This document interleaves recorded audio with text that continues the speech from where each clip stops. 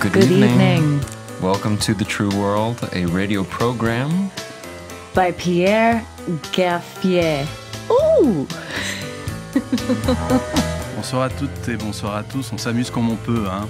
Bienvenue dans le vrai monde. Cette introduction en anglais était due au fait que nos deux invités aujourd'hui sont deux cinéastes américains, Kelly O'Sullivan et Alex Thompson. Bonsoir. Good evening. Comment allez-vous? How are you? very well. Good, yeah. On va Very très happy bien. to be here. Oui, très bien. On est très heureux d'être là. Et on est très heureux d'être sur les ondes avec vous. You've been thinking about that for a long time. J'espère qu'on a bien prononcé votre nom. Ça, vraiment, il fallait y réfléchir. Mieux que certains de mes professeurs d'école. Even better than some of my school teachers. Wow. Okay, great. Good start. Ça, c'est un bon début. Vous êtes à l'antenne de Fréquence Protestante pour nous parler de votre So now film you're on the way film, Ghost Light. Gaslight.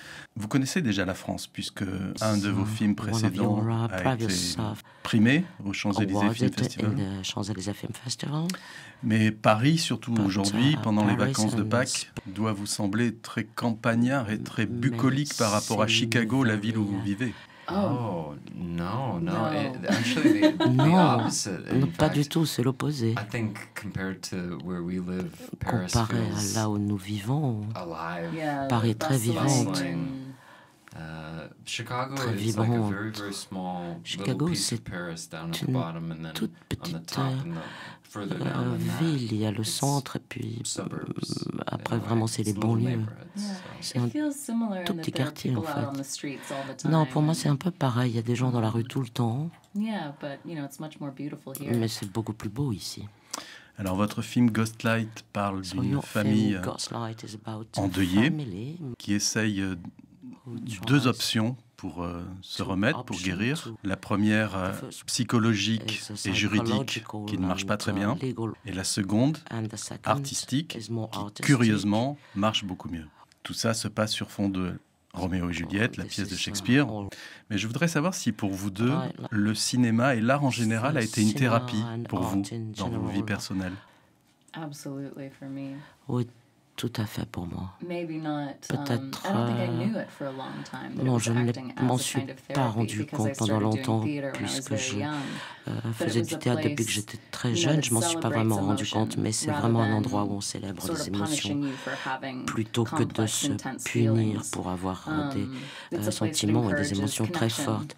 C'est vraiment in an un endroit otherwise qui encourage et qui disconnected world, favorise and les so connexions entre les gens, For a surtout dans long un time, monde I très think I used it déconnecté. as the place to Pour be the full moi, version of myself and to let Pendant different longtemps, versions of c'était myself vraiment out in the way that l'endroit où you je pouvais can être in moi-même, therapy. une sorte de version différente de moi-même. Et ça, c'est vraiment le Yeah, I propre de la think for thérapie. me, going to the cinema Pour certainly moi, feels therapeutic. aller au cinéma I think a being quelque in chose de très plays, thérapeutique, oui. making films, if it wasn't Faire for those des things, I just wouldn't be films, me. I just wouldn't be myself. Ensuite, So c'est oui, it's less c'est intentional presque comme going si to je n'étais therapy, pas but I moi-même. think the lack would be profound. Il y aura un manque très Yeah. profond et très And I think sérieux it's pour a moi si place je where n'étais you pas dans kind cette of learn that activité. you're not so alone in all Oui, the c'est aussi things un that endroit où on apprend you qu'on n'est think are pas strange seul. about yourself. On se rend compte que des choses sont très Like I curieuses à remember propos in de so many soi-même. different plays and Et movies je me souviens par exemple having a de moment of différents recognition going, endroits oh, ou they feel that différents way too. films et And it makes me où feel je more me suis normal dit, and ah mais là less aussi ils sont comme ça. strange. Et du coup ça me faisait me sentir un peu moins étrange. Il y a une actrice célèbre en France qui s'appelle Isabelle Adjani, qui a raconté longtemps après que quand elle était jeune, les miroirs en pied étaient interdits dans sa chambre parce que sa famille était assez traditionnelle et rigoureuse et que ensuite, quand elle est devenue libre, à l'écran, elle a souvent montré sa nudité et accepté des films très durs. Est-ce que vos parents ont plutôt été des accélérateurs de votre envie de faire du cinéma ou des freins? Non, ils étaient de vrais soutiens, très encourageants. Nous, on n'avait pas beaucoup de miroirs, de la cave au plafond. Mais... Non, c'est pas tellement le genre de la maison. Mais ils autorisaient vraiment tout à entrer dans la maison. Puis ensuite, ils allaient dire ça, c'est approprié ou pas. Donc non, je pouvais vraiment demander n'importe quel film, n'importe quel livre pour mon anniversaire.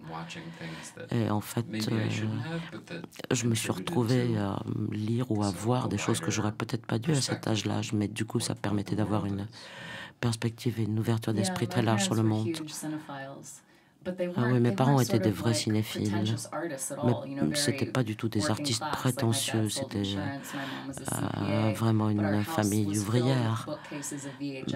Mais ils avaient vraiment des milliers peut-être de cassettes VHS. Bon, maintenant ce sont des DVD, mais donc non, j'ai pu voir des choses très différentes quand j'étais très jeune. Mais ils sont un peu en dehors, ils étaient dans leur monde, mais effectivement, ils permettaient à des tas de choses venues de partout d'entrer dans notre univers quotidien. Nous avons un rituel dans cette émission auquel aucun invité n'échappe. We've got a ritual in this program to which no guests will escape. Okay. Est-ce que vous pouvez tous les deux fermer les yeux, s'il vous plaît? Could you please close your eyes, both of you? Oh. This feels good. Non, c'est très agréable. We're J'aime jet bien. lagged. Don't let us stay this way for long. On a déjà le décalage horaire, alors attention, on va s'endormir. Vous êtes tous les deux des personnes d'image. Je voudrais que vous nous décriviez chacun à votre tour la chambre dans laquelle vous avez grandi, avec vraiment des détails. I can start. Yeah, you D'accord, je peux commencer, oui, vas-y. I'm 2 years older than my younger brother. J'ai 2 ans de plus que mon plus jeune frère, donc je me souviens vraiment des 2 petits lits, Probably white walls, probablement des murs blancs, and a little mural along the edge in the middle with petit, dolphins, I think. Blue dolphins. quelque chose avec And a des window between dauphins the beds that bleus, looked out in the front yard, which had a une crab apple fenêtre tree. entre les A lot of 2 yard, lits a lot of grass. qui donnait sur une And, cour sans herbe. There was a closet across from that, a white Il y avait closet, un sort of accordion style. placard And inside un peu dans le coin, big jars full of et puis des grands vases absolutely disgusting dried pleins de sea urchins from Greece that we would collect and bring back choses with de us. graisse et de vacation. tas de choses tout à fait dégoûtantes que nous ramenions des vacances. We're rotting in these jars. Donc on jouait avec ces And vases, a wall of ces grands books, pots, a lot of books. beaucoup de livres. And probably the mattresses would be on the floor because we would be Peut-être que les leaping matelas onto them, étaient throwing our bodies onto par these terre parce mattresses. qu'on se jetait vraiment dessus. That's my bedroom. Non, je Kelly? crois que c'était ma chambre. Yeah, mine is all wood paneled. So I think, La mienne that was est popular in the 70s or couverte something. de lambris And ou de bois. dark carpet. C'était assez à la mode dans les And années a 70. closet that had a bunch of glow-in-the-dark Et stars all over des- the doors. Des And then I had a tapis huge partout. Garfield and Odie J'avais un poster. I think the très poster said, like gros hang in there, with a little Garfield hanging poster on the avec wall. Garfield And qui était là a little sur le basketball mur hoop with a Nerf. et un petit panier de And, basket. This is something I really miss. It had a landline, like Et a ça, c'est corded vraiment un phone truc that I qui me would stay up manque. so late at night talking to Alors que friends c'était on. un endroit vraiment And où the je bed pouvais that passer mon was temps à parler in à the des amis corner on imaginaires. diagonal. Et le lit était dans le coin en diagonale. Yeah. Vous pouvez ouvrir vos yeux. Merci. You may open your eyes. Thank you. Wow, I Thanks. felt transported back there. Ouais, je me suis vraiment revue dans cette chambre. Ouais, c'était super. Est-ce qu'il y a un objet qui a suivi de votre chambre d'enfant à votre chambre d'adulte? Un object? For me, a jewelry box that has sort of jewelry throughout Oui, pour moi, une my boîte à entire bijoux. life, sort of from, grandmothers and friends. J'avais à la fois des choses que That's m'avait traveled offert with me ma from grand-mère a ou very early age. des amis. Oui, c'est une boîte que j'ai depuis que je suis très jeune. Alors entrons dans le vif du sujet de Ghostlight. On raconte l'histoire de Dan, Sharon et Daisy. Il est ouvrier dans la voirie. Tous les trois doivent se remettre de ce dont on ne se remet jamais, la mort d'un enfant ou d'un frère. Mais je voudrais vous féliciter parce que contrairement à beaucoup de réalisateurs, vous êtes allé jusqu'au bout Vous n'avez pas voulu montrer des images du frère, ni même sa chambre, faire de flashbacks. Il n'y a pas de prise en otage émotionnelle, comme si nous, public, on était obligés de se confronter à ce qui pourrait nous arriver nous aussi. Et on fait le chemin avec eux. Est-ce que exclure visuellement les références à cet enfant mort était à la base du scénario, ou est-ce que peu à peu vous y êtes arrivé?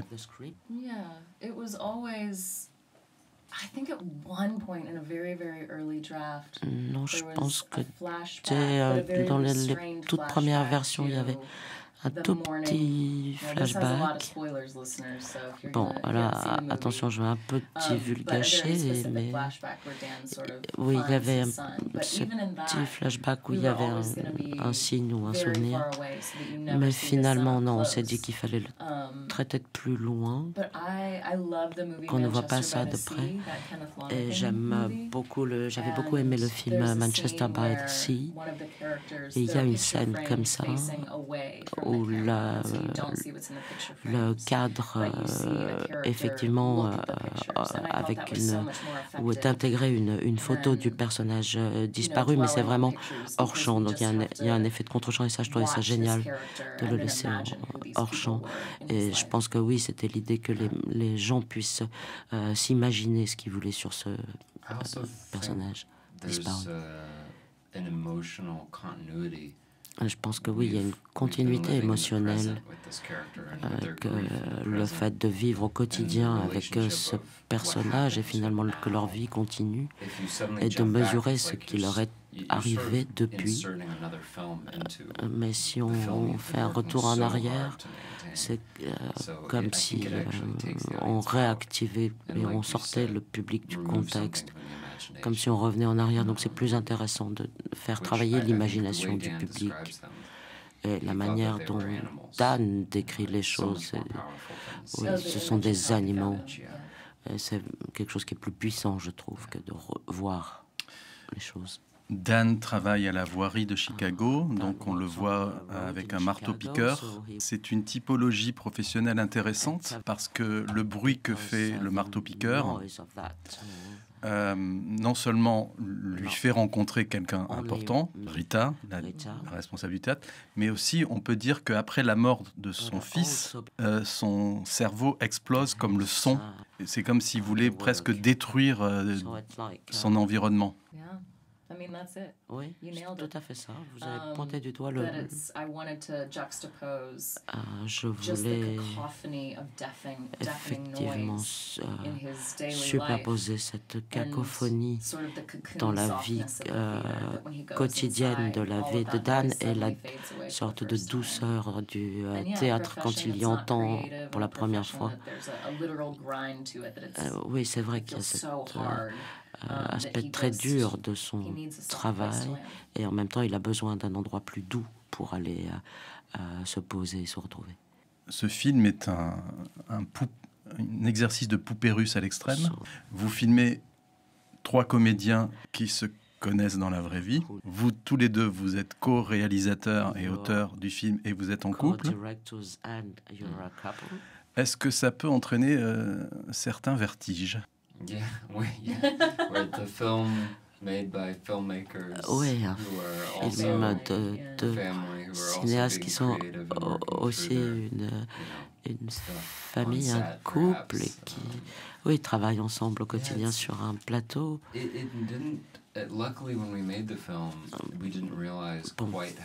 Par chance, quand on a commencé à travailler, on ne s'est pas du tout rendu compte de cette difficulté. Kelly était enceinte de 8 mois. Et, oui, on était aussi avec cette famille en face. Maintenant, on a un enfant qui a 16 mois. Maintenant, on les connaît vraiment très bien. Tara est une amie.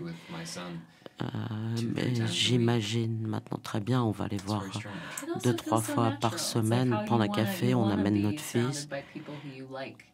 Non, en fait, c'est assez naturel, c'est la manière de pouvoir être entouré de gens à qui vous tenez. Non, c'est très simple et spontané. Il y a quelques années, le documentariste américain Michael Moore avait fait un film un peu polémique qui s'appelait Sicko. et qui venait en France et qui montrait à quel point la sécurité sociale française était généreuse avec tout le monde. Mais ce n'est pas tout à fait vrai. Mais par contre, dans votre film, le rapport à l'argent est important.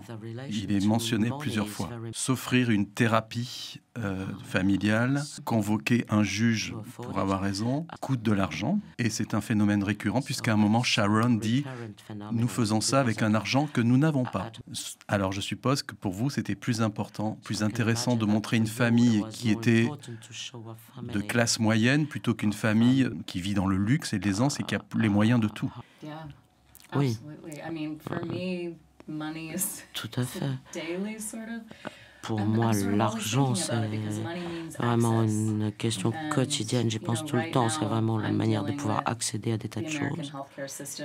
Et maintenant, quand on pense au système de santé américain, où des tas de choses ne sont vraiment pas couvertes, c'est tout un bazar.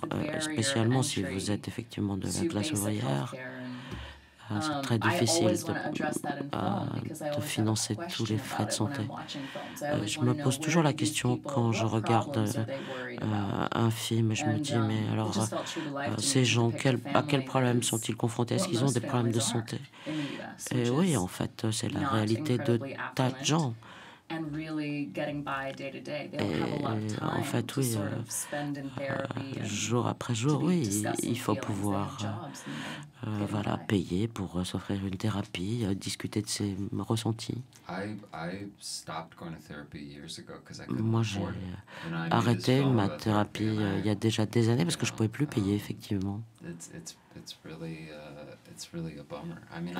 C'est vraiment un souci. Je ne pense pas aux médecins de première nécessité. En l'occurrence, moi, je n'ai pas de généraliste. Si j'ai un problème, je vais aux urgences et la plupart des gens font ça. Je pense que la plupart des gens maintenant traitent leurs problèmes comme s'ils allaient au fast-food. Vous arrivez, vous embarquez votre paquet, voilà, c'est rapide et efficace. Le film, donc Ghostlight, alterne entre plusieurs décors cruciaux. Une salle de répétition où on apprend Roméo et Juliette, la maison de la famille endeuillée, les séjours avec un avocat ou avec des psychologues. Mais il y a quelque chose qui m'a beaucoup frappé dans votre film, c'est que vous faites l'économie de beaucoup de séquences intermédiaires. Ils ne vont pas chez l'épicier, ils ne vont pas chez le coiffeur, comme si la vie de cette famille était elle aussi, comme Roméo et Juliette, était une flèche décochée vers l'essentiel, sans distraction superflue. J'aime beaucoup cette remarque et cette observation. On va dire, quand j'écris, j'écris presque comme un roman.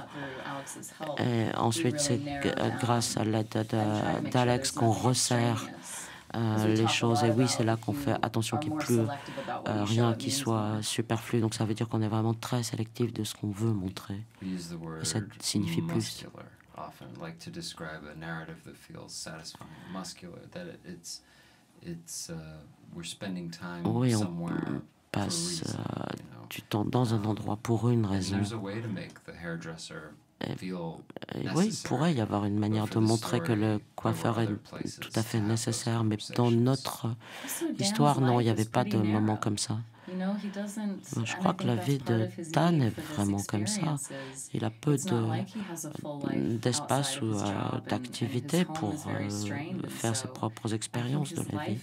Sa vie est très resserrée. Elle est finalement toute petite quand le film commence. Aujourd'hui, il y a beaucoup d'hommes politiques qui sont d'anciens acteurs ou d'animateurs de télévision. Votre président, le président de l'Ukraine, qui était acteur, et notre Premier ministre actuel en France voulait devenir acteur. Alors, on a l'impression qu'aujourd'hui, la frontière entre le paraître et le réel se réduit et que tout peut être un spectacle. Et j'ai remarqué dans votre film que le conseiller psychologique, au début de la séance, il dit « It's showtime ». Oui, exactement. Je voulais vraiment mettre en lumière cet aspect que n'importe quelle déposition a beaucoup à voir avec le spectacle. Les avocats jouent vraiment sur les effets de manche, l'effet de voix pour que tout soit bien en place. C'est pas tout à fait la vérité de ce qu'on entend dans une déposition ou dans un procès. Il y a beaucoup, oui, de la performance et du jeu. Et donc, c'est pour ça qu'on voulait avoir ce grand moment avec Dan qui, tout d'un coup, donne sa vraie version des faits dans sa déposition. Et voilà, on voulait vraiment mettre ce contraste entre la déposition et le moment de la discussion avec l'avocat. Ouais, je trouve c'est très intéressant ce que vous disiez sur les politiciens qui viennent du monde du divertissement. Quand on parle de performance et de jeu d'acteur, c'est comme si au théâtre, on essayait de chercher quelque chose d'honnête. C'est une manière de s'exposer, de se montrer. La méthode est différente, mais c'est vrai qu'il y a toujours les acteurs discutent de leur méthode. C'est une manière d'accéder directement à quelque chose qui touche à la sincérité, alors qu'au contraire, les hommes politiques cachent la vérité. En tout cas, c'est le cas aux États-Unis. Oui, mais ça me fait penser à Ronald Reagan, ce que vous disiez, c'est notre premier, en quelque sorte, président-acteur. Oui, c'est vrai qu'il y a quelque chose de commun entre le monde politique et les acteurs. Ou on l'oublie un peu, Arnold Schwarzenegger. Sometimes you forget about it. It could be Arnold Schwarzenegger. Gouverneur de Californie.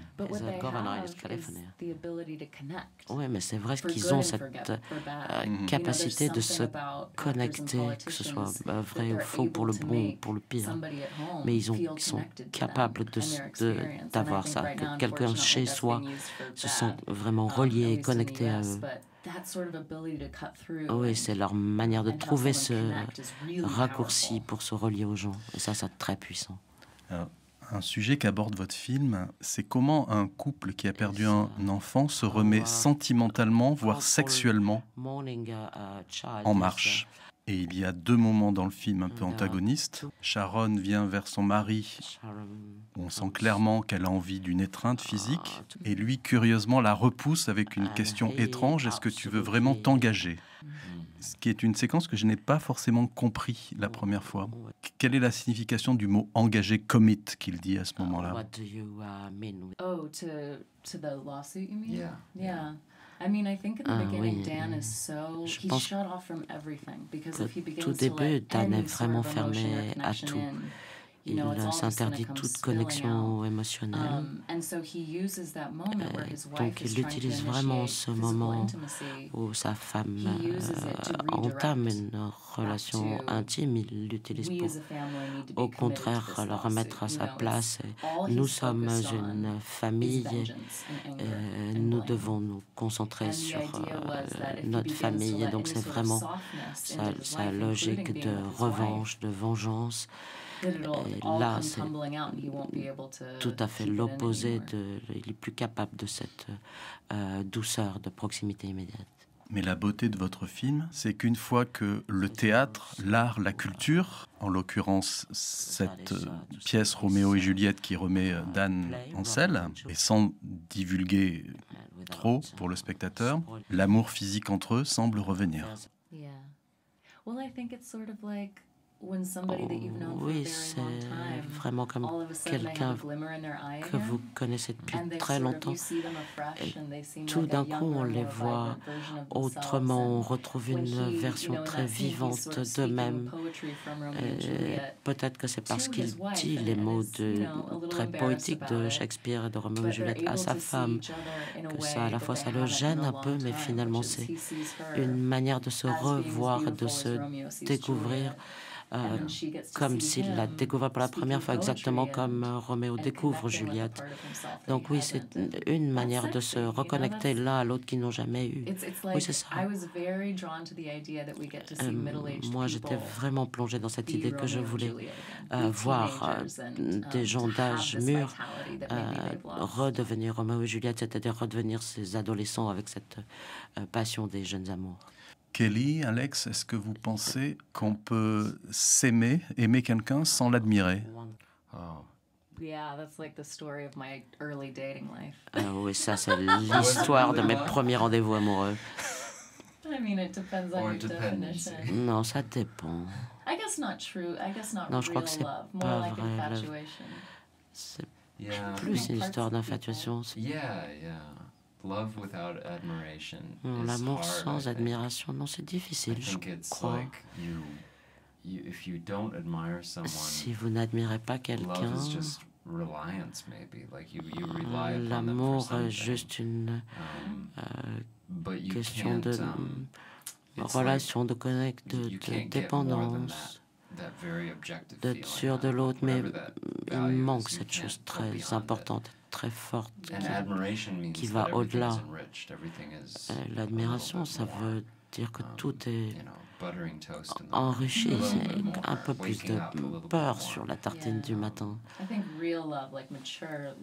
Non, je crois que le vrai amour, l'amour mûr, oui, c'est vraiment d'admirer, de respecter quelqu'un, mais quand on est jeune, enfin c'est voilà comme ça. Roméo et Juliette, un amour de jeunesse, c'est tout à fait déraisonnable. Est-ce que Juliette admire Roméo? Elle ne le connaît pas. Ce qui est très simple justement pour elle, de l'admirer puisqu'elle ne le connaît pas. Oui, ok, ils ont à peine passé 3 jours ensemble. Ouais. T'es sûre que t'es vraiment amoureuse de lui?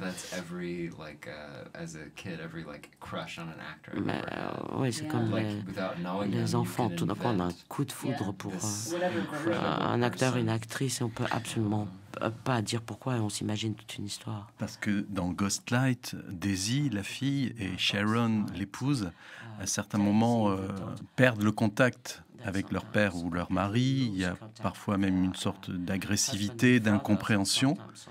Mais une fois qu'il est devenu comédien, elles se mettent à le regarder avec admiration dans les yeux.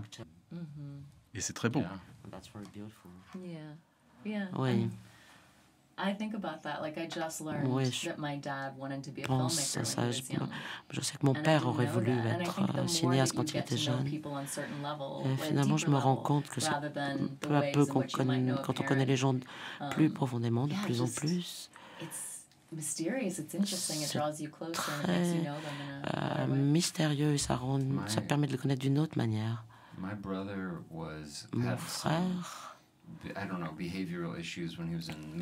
avait des comportements un peu bizarres quand il était à l'école élémentaire.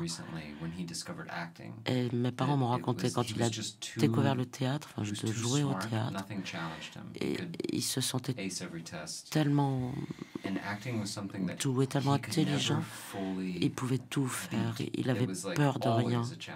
C'était toujours un défi, mais il travaillait tout le temps. C'est vrai que c'est comme ça qu'on joue. On ne peut pas s'arrêter, on veut toujours essayer des tas de choses. Et c'est comme ça qu'il a pu avancer et progresser plutôt que de se donner des objectifs de progression naturelle. Oui, pour moi, c'est quelque chose de vraiment formidable de regarder quelqu'un que vous connaissez, vous savez, vulnérable, évoluer de cette manière. C'est le mieux qu'on puisse faire. Votre film ne met pas tous ses œufs dans le même panier. Bien sûr, il est question de deuil, de drogue, et je n'oublie pas toute la polémique autour d'un des acteurs de la série Friends qui a été abusé et drogué par ses fournisseurs. Il y a aussi donc dans votre film le judiciaire, le thérapeutique, mais j'ai remarqué aussi 2 petites allusions au monde de la superficialité. C'est notamment cette séquence très intéressante avec Leonardo DiCaprio, où un personnage dit, je crois que c'est Daisy, dit « Oh, mais tu sais, il va pas rester aussi beau que ça. » Et à un autre moment, le personnage du thérapeute dit « Oh, ma femme est obsédée par une émission de relooking. » I think this is subconscious for you as a writer. Ouais, j'ai l'impression que c'est tout à fait inconscient pour toi. Brad's character, the lawyer, Le caractère de Brad, quand il parle de sa femme. Oui, c'est vrai, c'est peut-être parce que je vieillis. Quand mes parents regardaient des films quand j'étais petite, je me disais waouh. He's gotten older, or wow, he used to be so young, and I'd be like, ces acteurs, ah waouh, il est maintenant beaucoup plus vieux, il était tellement beau quand il était jeune, il a été jeune. Mais maintenant, c'est la manière dont on voit le monde quand on vieillit. Oui, que les gens vont vieillir, mais pourtant leur image de jeunesse reste à l'écran. Oui, c'est vrai, quand on revoit le Caprio de Roméo et Juliette, on se dit, mais il est tellement jeune. Alors que les jeunes d'aujourd'hui le connaissent tout à fait autrement. C'est une forme de vulnérabilité, oui. Non, c'est la mortalité. C'est pour ça que c'est pour ça que cette émission s'appelle Le Monde. That's why this program is le vrai monde. Called the true world. C'est parce qu'on arrive à trouver votre inconscient. Because we Kelly. managed to find your subconscious, Kelly. Oh gosh, don't dig too deeply. I'm scared of what you'll find. Ne me dites pas ça, n'allez pas trop loin. Alors je m'excuse auprès des auditeurs de la radio, mais ils vont vite comprendre et me pardonner, j'espère. Je montre à nos invités un collage de 2 images de leur film. C'est le personnage de Dan, donc, qui se regarde à 2 moments importants dans le miroir. C'est pour montrer que chaque être humain a 2 facettes. Une qui peut être taciturne, timide, mais aussi capable de s'élever et de pardonner. It's also interesting to think Oui, about our conversation about Isabella Adjani. Aussi un peu comme ce que vous disiez sur Isabella Adjani. Sometimes this is going to sound so dumb, but reflection, the beginning of reflection can be as simple as looking at a du reflet, mais parfois la réflexion elle-même peut être aussi simple que de se voir dans un miroir. La simple capacité de se regarder, de se voir. And in some ways, Dan, the one scene has a really loud Oui, fart in it. Avec... But the other scene is the beginning of Dan, la deuxième scène, Dan c'est choosing vraiment le to début de look inward. He just doesn't know it yet. Dan acceptant de se regarder à l'intérieur, même s'il ne le sait pas encore. Oui, c'est vrai. Quand il doit devenir Roméo, c'est aussi une manière de refléter une autre image de lui-même. Oui, j'allais dire dans quelque chose à propos de Stanislavski, la manière avant qu'il développe la méthode dite Stanislavski. Sa méthode était effectivement de se regarder dans un miroir, de travailler face à un miroir et de se dire que son visage devait coller à ce qu'il racontait. Et puis finalement, il s'est rendu compte que ça ne servait à rien. C'était tout à fait inutile. Mais peut-être, oui, jouer, ça commence par s'observer. Mais jouer, vraiment être un bon acteur, c'est exactement là où tu es de manière tout à fait inconsciente. Être présent, être soi-même avec ses propres émotions. C'est compliqué, en fait. Le personnage catalyste de l'intrigue, c'est cette comédienne qui interpelle Dan pour l'inviter à rejoindre la troupe. Malgré sa petite taille, elle semble être une puissance supérieure. Quel est déjà le vers de Shakespeare? Oui, elle est petite, mais elle est très grande. Et vous l'avez appelé le personnage Rita. Est-ce que vous connaissez la signification dans les légendes de Sainte Rita? Non, de quoi s'agit-il? Oh non. Je vous laisse. Ah non, pour moi, Rita, c'est juste un prénom amusant qui a beaucoup d'énergie. Vous l'avez juste choisi pour le côté rapide. Oui, c'est vraiment le nom Rita qui est... Parce que voilà, cette immédiateté. Pour les auditeurs de notre radio, Sainte Rita, ça voudra dire quelque chose d'important. De quoi s'agit-il? Suspense. Suspense. Parlons d'autre chose. Let's talk about something else. Oh, I'm gonna look it up as soon as we leave. I'll Google it. Je suis très impatiente d'en savoir plus. Le fait que les trois comédiens principaux ne sont pas des acteurs très connus aide paradoxalement beaucoup à l'empathie qu'on a pour eux. Et si on regarde froidement l'histoire du cinéma, on remarque que des acteurs qui étaient supposés devenir des stars, comme Mark Hamill ou Carrie Fisher de Star Wars, ont presque plus travaillé, et qu'il y a 3 ans, un Oscar a été donné à un film Nomadland, réalisé par une cinéaste chinoise, mais tourné avec, à l'image, des gens de tous les jours. Donc j'imagine que pour vous, réalisateurs, le fait que des acteurs ne soient pas encore embarrassés de tics et d'aura est un carburant extraordinaire pour votre propos. Oui, sans aucun doute.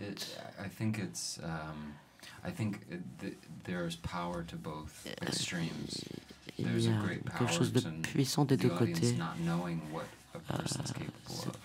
Très puissant que le public ne sache pas de quoi sont capables ces acteurs, ce qu'ils ont joué précédemment. Mais aussi, c'est intéressant d'avoir des acteurs connus qui jouent leur propre personnalité. Quand vous voyez James Stewart, il y a cette présence très confortable, très plaisante. On se retrouve, c'est toujours la même chose. Mais les grands acteurs, je trouve qu'ils ont cette espèce d'étincelle. Notre Keith ou George Clooney ont ce point commun. Nous, on pense vraiment que Keith Cooper est un George Clooney inconnu. Ils ont une forme de charisme qui se voit vraiment à la caméra. Oui, c'est vrai que rencontrer un nouveau visage, c'est quelque chose de très important pour un film.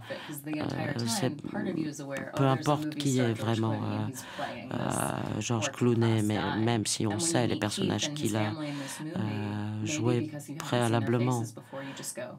Mais là, parfois, c'est plus simple de se dire oui, mais ça, c'est Dan, c'est Sharon, c'est Daisy. Et puis finalement, on se dit mais moi, j'ai envie de voir tout ce que ces comédiens ont fait avant. J'ai remarqué que plusieurs choses vont par paire dans le film. Le couple, évidemment, le frère et la sœur, mais aussi Queen et David Bowie. Queen and David Bowie. Wow, she would love that. Oh, Queen! Queen, our composer. I thought you were talking about our composer, Quinn Stan, and I was like, wow. Et vous parliez de notre compositeur, Quinn Stan. Est-ce que ces pairs ramènent à votre amour pour Abbott et Costello? Oh, yeah. Do those pairs bring you back to your love for Abbott and Costello? You really did your research. Wow, vous avez fait des recherches. Yeah, I mean, that's just, I love a good, our first movie that we did together was this movie called St. Francis, oui, which was very much like a buddy le premier film qu'on a fait ensemble, c'était St. Francis. The girl that she's watching over, and that one has oui, very c'est similar couplings, sort of all over the movie. Histoire d'un couple, mais là c'est vrai qu'on a fait aussi cette association qui parcourt tout le film. Oui, ça revient à une forme de tradition, mais moi j'aime bien cette idée de père mal assorti, de couple mal assorti. Par exemple, la première fois quand on les voit jouer Roméo et Juliette, ils sont ridicules côte à côte.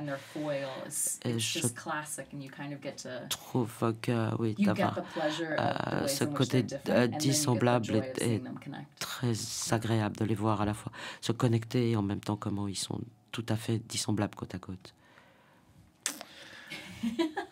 Pendant la représentation de la pièce, il y a un plan qui m'a beaucoup intrigué. On est à l'extérieur et on voit des jeunes jouer à la balançoire. Encore une histoire de 2.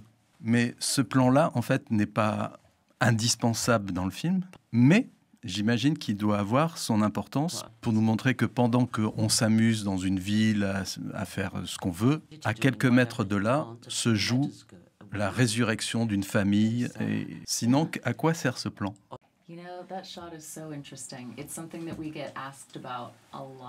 Oui, ce plan est très intéressant. On s'est posé beaucoup de questions. Et il y a des gens qui trouvent ça très ennuyeux, qui se posent la question, à quoi ça sert? Tout le reste a tellement de sens. Pourquoi on s'en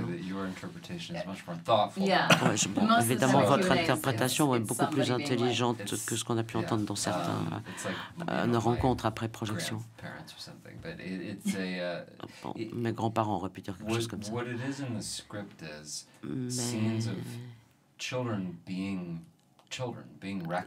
C'est l'idée que les enfants sont juste des enfants qui ne se préoccupent pas d'autre chose. Et là, on sent venir cette tempête, mais pour eux, ils ne le savent pas, ils ne sont pas attentifs, ça n'affecte en rien leur comportement ou leur attitude. Et quand ils partent, se mettent à crier, c'est déjà là. C'est une image poétique, d'une certaine manière, qui se répète, mais oui, c'est quelque chose qui automatiquement nous rappelle le contexte de l'histoire des jeunes qui ont cette attitude tellement spontanée où ils réfléchissent. C'est de la même manière pour Roméo et Juliette. Oui, c'est intéressant. Quand elle sent que son père est dans le doute quant au fait qu'il puisse vraiment jouer la comédie, Daisy lui dit « Oh, tu sais, papa, apprendre son texte, c'est le plus facile. Ce qui est dur, c'est le voyage émotionnel. » En tant que deux réalisateurs sur un film, qu'est-ce qui est le plus dur pour arriver à trouver le rythme intérieur de votre œuvre?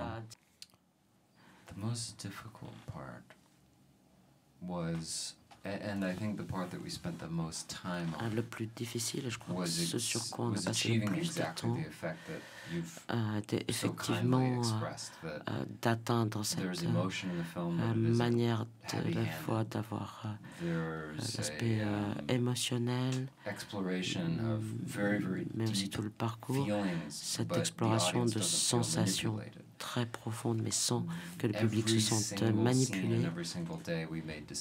Chaque moment, chaque jour, on se disait qu'on voulait soutenir cette démarche pour que le voyage émotionnel, en quelque sorte, de Dan semble vraiment réel et en même temps livrer une partie de ces émotions au public, mais en même temps pas trop, et on ne s'inquiétait pas de la fin en happy end, parce que sinon vous vous retrouvez très vite dans du pastiche d'un autre film ou de se moquer des personnages. Donc non, vraiment, nous on tenait à pas asséner les émotions au public. Pour moi, il y a une scène très particulière après que Dan n'arrive pas à jouer sa scène là où il fait cette crise de panique. La scène entre Daisy, Rita et lui, où Daisy lui dit « Mais si tu dois juste être Roméo pendant quelques heures ». Voilà, Dan ne sait pas vraiment comment se retrouver dans cette situation, alors que Rita et Daisy y voient plus clair. Ça a été assez difficile, oui, de l'écrire et de voir comment faire cette scène. Au-dessus du théâtre où se jouent les répétitions, il y a une mention sur Sleepy Hollow, le film de Tim Burton, entre autres. Pure coïncidence, bien sûr. Pure coincidence. They were actually doing a performance tout à fait of Sleepy Hollow pure coïncidence. Il se trouve qu'il jouait une version de Sleepy Hollow dans ce théâtre. Tourné vraiment au moment où ça se passe dans le film. Donc on a vraiment utilisé les décors ou les fonds qui se trouvaient sur place. Tim Burton Sleepy Hollow. En fait, oui, j'adore le Sleepy Hollow de Tim Burton. Tim Burton Sleepy Hollow? Yeah, isn't Christina? Oh, yeah, she is. On s'approche de la fin de l'émission. Okay. Et il y a souvent des phrases qui passent un peu inaperçues, mais qui en fait en disent long sur le changement de la société, l'accélération des modes de vie, l'incompréhension parfois des adultes sur ce que vivent les enfants. Et là, dans le film, Dan Dan répond à un juge, il dit « Je ne sais pas ce que c'est être normal. » Qu'est-ce que c'est pour vous être normal?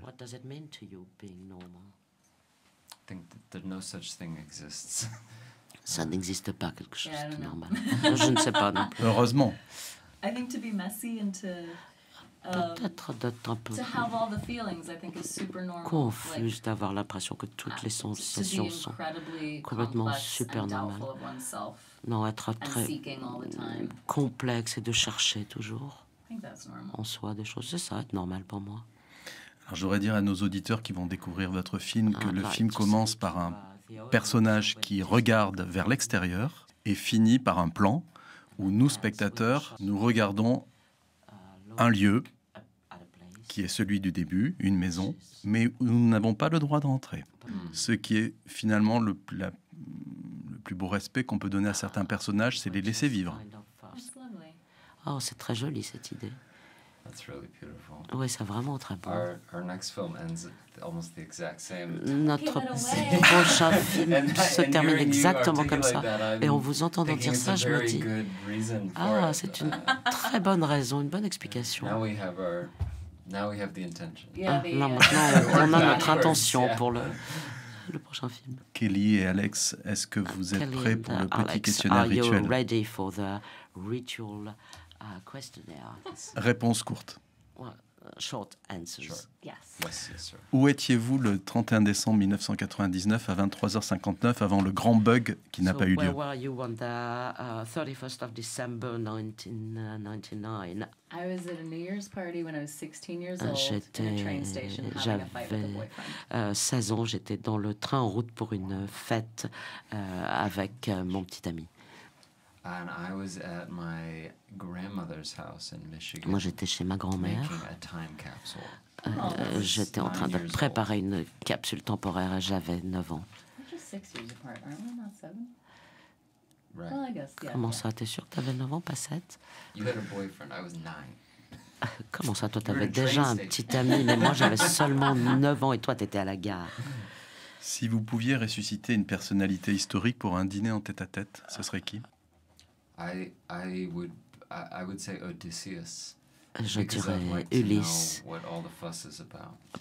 parce que je voudrais en savoir plus sur toute cette histoire. Est-ce que c'est quelqu'un qui raconte très bien ou est-ce que l'histoire est vraie? Moi, j'aimerais beaucoup rencontrer le directeur de la CIA des années 50-60 parce que je veux savoir tellement de choses sur Kennedy, sur des tas de gens. J'aimerais connaître tous les secrets. Et Michael Jordan. Et sur Michael Jordan, bien sûr. Bon, il est encore en vie. Mais il a beaucoup de secrets, lui aussi. Imaginons que vous soyez en conflit avec quelqu'un et vous vous dites « ça a assez duré, je veux enterrer la hache de guerre ». So let's suppose you are in an argument. Quel est le DVD que vous envoyez par la poste pour qu'ils comprennent, il ou elle, que vous voulez faire la paix? I would send them a DVD of the modern classic Ocean's 12. Moi, j'enverrais un DVD d'un film classique mais moderne, Ocean 12. What's the reason? Pourquoi ça? C'est un classique contemporain. Moi, j'enverrais E.T. téléphone maison. Quel est le livre que vous avez le plus offert? Bird by Bird by Anne Lamott. It's a book about writing. Bird by Bird, c'est un livre sur la lecture. Le nom de la rose de Umberto Eco. Avez-vous déjà pensé à la musique que vous voudriez que vos proches écoutent lors de vos funérailles? Non, ça c'est leur problème, moi je serai plus là. Moi je pense pas que mes obsèques ont quoi que ce soit à voir avec ce que je suis. Quelle est la dernière fois que vous êtes passé devant la maternité où vous êtes né? Ça, c'est une histoire triste. Ma mère est morte cette année. Elle est morte de manière tout à fait inattendue. Et elle est morte exactement dans l'hôpital où j'étais né.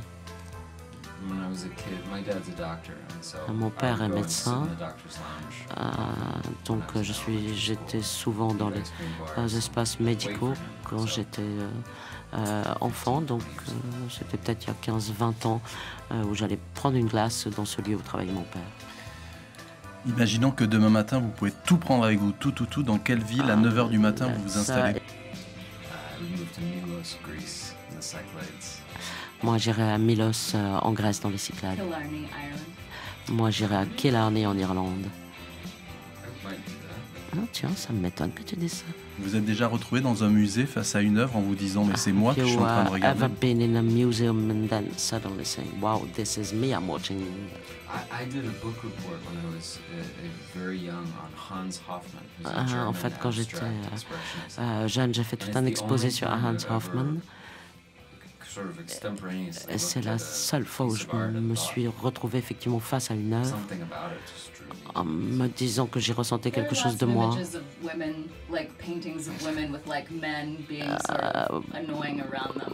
Oui, moi j'ai toujours cette image d'une femme entourée d'hommes mais en train de peindre un portrait et elle continue à regarder clairement ce qu'elle fait, son tableau.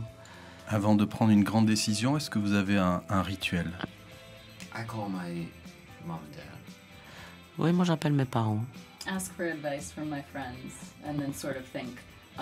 Moi je demande conseil à mes amis et je me dis, ok, si j'avais pas peur, qu'est-ce que je ferais? Et puisque vous avez traversé l'Atlantique pour nous voir,